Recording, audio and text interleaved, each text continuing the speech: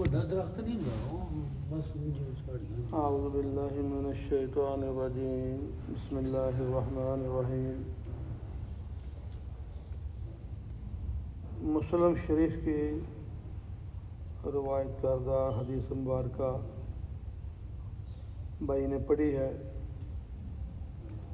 حضرت ابو امامہ رضی اللہ تعالی عنہ سے روایت ہے کہ رسول اللہ صلی اللہ علیہ وآلہ وسلم نے ارشاد فرمایا، جس شخص نے جھوٹی قسم کھا کر کسی مسلمان کا کوئی حق لے لیا تو اللہ تعالیٰ نے ایسے شخص کے لیے دوزخ واجب کر دی ہے اور جنت کو اس پر حرام کر دیا ہے۔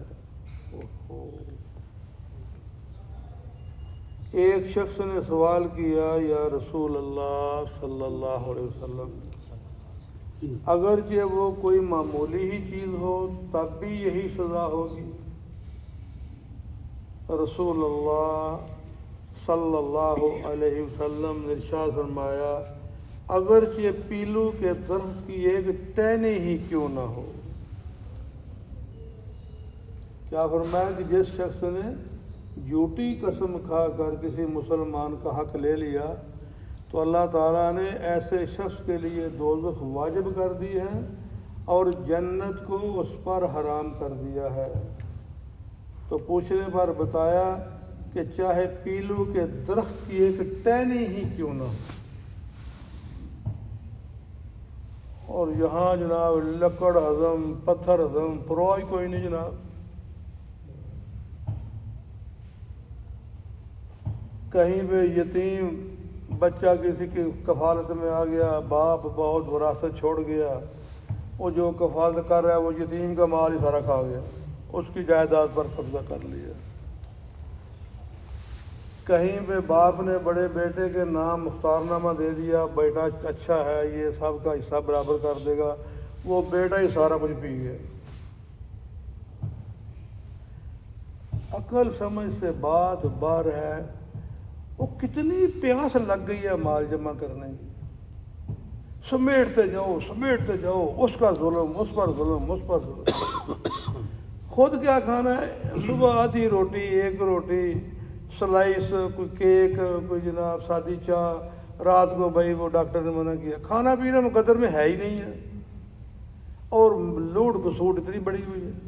اب اندازہ کرو نا، مسلم شریف کی حدیث ہے جس کے بارے فرمایا کہ امام مسلم اور امام بخاری جس پر اکٹھے ہو جائے قرآن پاک کے بعد یہ دوسرا درجہ بن رہا ہے حدیث مبارکہ کا،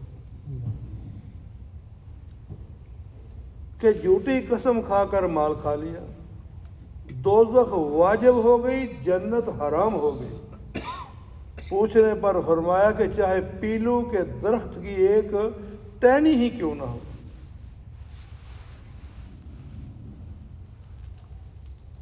اللہ اکبر۔ حضور کی خدمت میں ایک مقدمہ آ گیا، زمین کا ایک ٹکڑا تھا،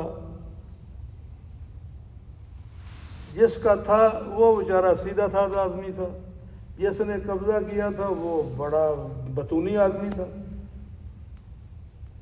اس نے نبی علیہ السلام کے سامنے ایسے دلائل دیے کہ نبی کریم علیہ السلام نے اس کے حق میں فیصلہ کر دیا کہ یہ جگہ اس کی ہے۔ اللہ تعالیٰ کمی بیش معاف فرمائے۔ دوسرا جو آدمی تھا وہ خاموش ہو، ٹھیک ہے جی، لیکن جب فیصلہ کے بعد آدمی چلا گیا تو جبریل امین آ گئے، یا رسول اللہ صلی اللہ علیہ وسلم، یہ آدمی بڑا باتونی آدمی ہے، یہ جگہ اس کی تھی، اس کی جگہ نہیں ہے۔ حالانکہ جبریل امین پہلے بھی آ سکتے تھے، فیصلہ سے پہلے آ جاتے بھئی اس کی ہے، لیکن اس میں کیا حکمت ہے، ہم تک یہ پیغام پہنچنا تھا۔ تو اس حدیث کی مطابقت کرتے ہوئے فرمایا نبی کریم علیہ السلام نے کہ جس شخص نے اپنی چرب اللسانی کی وجہ سے کوئی ٹکڑا زمین کا لے لیا ہے تو در حقیقت اس نے وہ جہنم کا ٹکڑا لیا ہے۔ یہاں ہمارے بھائی کری دے کے بھیج لیں گے تو پھر گل کریں گے نا. قرضہ لینے والا اتنا مسکین یتیم فقیر بن جاتا ہے، جس سے مانگ رہا ہے اس کو اس پر رحم آ جاتا ہے. وہ رحم کھا لیتا ہے، جب جس سے لینے ہوتے ہیں پھر کہتا ہے بھائی تم ایک دوبارہ جم کے آ رہے ہیں لیں گے تو پھر پتہ لگے گا نا. اتنے فنٹاسٹک آدمی ہیں، اتنے اللہ تعالیٰ معاف کرے. میرے ایک جاننے والے کہتے ہیں میں وہ بزنس میں لین دین تھا تو اتنا تنگ پڑ گیا کہ میں جس دن اپنے ریوالور میں گولیاں فل کر کے جاتا تھا نا کہ آج اس کے سینے کے پار کر کے چھوڑوں گا. اس کی گفتگو سن کر اسے گلے مل کے آتا تھا، پیپسی پی کے آتا تھا، چائے پی کے آتا تھا. الف لیلہ و لیلہ والی کہانی جو ہے، نئی سے نئی کہانی. اور پھر کرتے کیا ہیں؟ جو فراڈ کرتے ہیں وہ پراپرٹی بیوی کے نام کرا دی، بچوں کے نام کرا دی، بھئی ان کی زندگی کا مسئلہ ہے. اور خود جب لینے والے آ رہے ہیں اتنا تنگ کیا ہے، پھر جس نے یہ ظلم کیا ہے، لوگوں کا مال ہڑپ کیا ہے، پھر وہ خودکشی کر لیتا ہے. بھائی میں نے وہ سارا کچھ بیوی کے نام کرا دیا ہے اور بچوں کے نام کرا دیا ہے، میرا کیا ہے بھائی؟ لو جناب وہ گندم والی گولیاں کھا لیں، خودکشی کر لیں. اچھا یہ نہیں پتا خودکشی کر لیں سیدھا جہنم میں چلا گیا. پڑھی نماز جنازے کی میری گھروں نے مرے تھے جن کے لیے وہ رہے وہ کر. اب خودکشی کرنے والے پر بھی بعض علماء فرماتے ہیں کہ جنت حرام ہو جاتی ہے. بلکہ میں ایک دفعہ وہاں پاکستان تھا، وہ ایک ایسے معاملہ سامنے آیا، کہتے ہیں جی کہ وہ آدمی خودکشی کیا، اس کی نماز جنازہ کا کیا کریں؟ انہوں نے کہا ہم نہیں پڑھائیں گے. کسی آدمی کو بولے بس پڑھا دو، کھڈے میں پھینک دو اس کو. لیکن بعض کہتے ہیں کہ بھئی چونکہ وہ کلمہ گو ہے، مشرک تو ہے نہیں، اللہ تعالیٰ اسے معاف فرما دیں گے کلمے کی بنیاد پر، کلمے کی وجہ سے، چاہے جتنی دیر اس کو جہنم میں رکھیں. تو یہ تو اللہ کا معاملہ، اللہ کیا کرتے ہیں. لیکن بہرحال جو حکم ہے وہ یہی ہے کہ خودکشی کرنے والا پہلی اس کی سزا تو یہ ہے کہ جتنی اذیت کے ساتھ وہ مرا ہے، جان ایسے تھوڑی نکلتی ہے. اب جو گندم کی گولیاں کھائی، زہر کھایا، اندر کیا جگر پھٹا، کیا اندر بمب چلے، وہ تو وہی جانتا ہے نا. تو فرمایا قیامت تک اسے یہ سزا ہوتی رہے گی. مر گیا پھر زندہ، پھر وہی تکلیف، مر گیا پھر زندہ، پھر وہی تکلیف، قیامت تک یہ اذیت ہوتی رہے گی. اس کے بعد جہنم میں پھینک دیا جائے گا.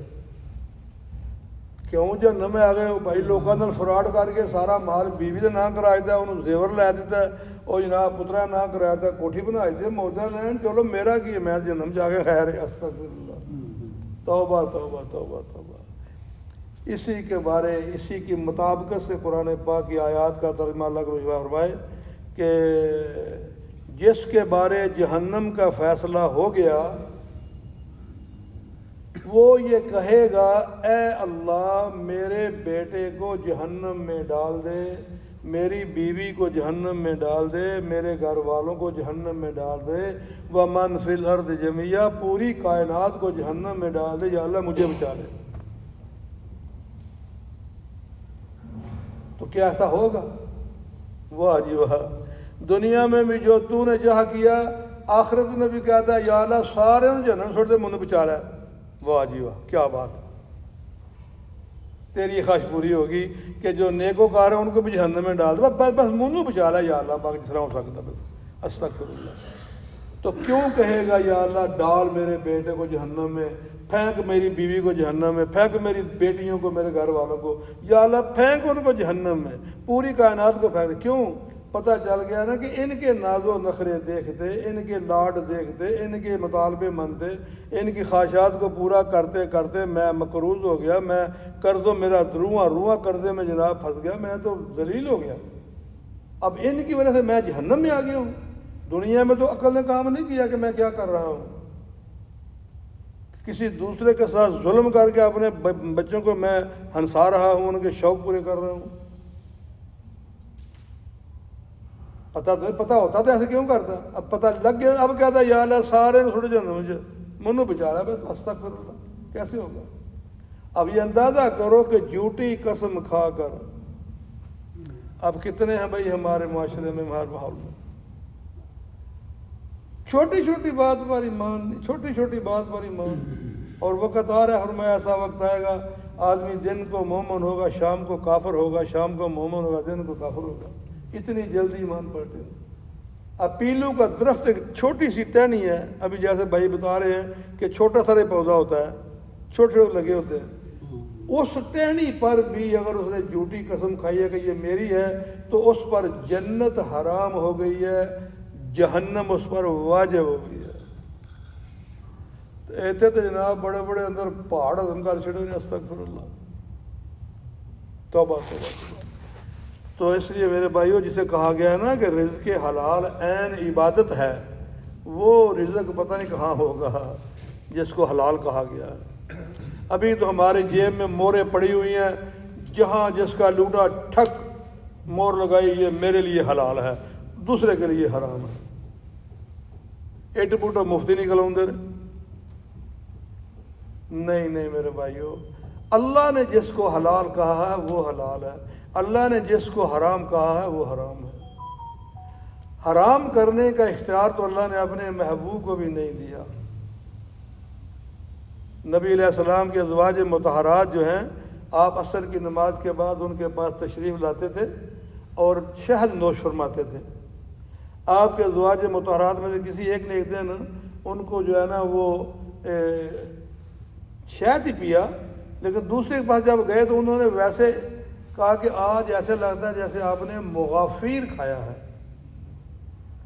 وہ مغافیر کو ایسی چیز ہی شہد سے مل جلتی جس سے منہ میں سے اسمیل آتی ہے۔ تو نبی کریم علیہ السلام نے کہا پیا تو میں نے شہد ہے، لیکن اگر اچھا نہیں لگا تمہیں تو میں اس کو اپنے اوپر حرام کرتا ہوں۔ شاید حلال تھا نا، تو آپ نے فرمایا اگر تجھے پسند نہیں آیا نا تو میں اس کو پیا، میں نے شہد ہی ہے، کھایا شہد ہی ہے، اگر نہیں تو میں اس کو آج پر میرے پر حرام ہے۔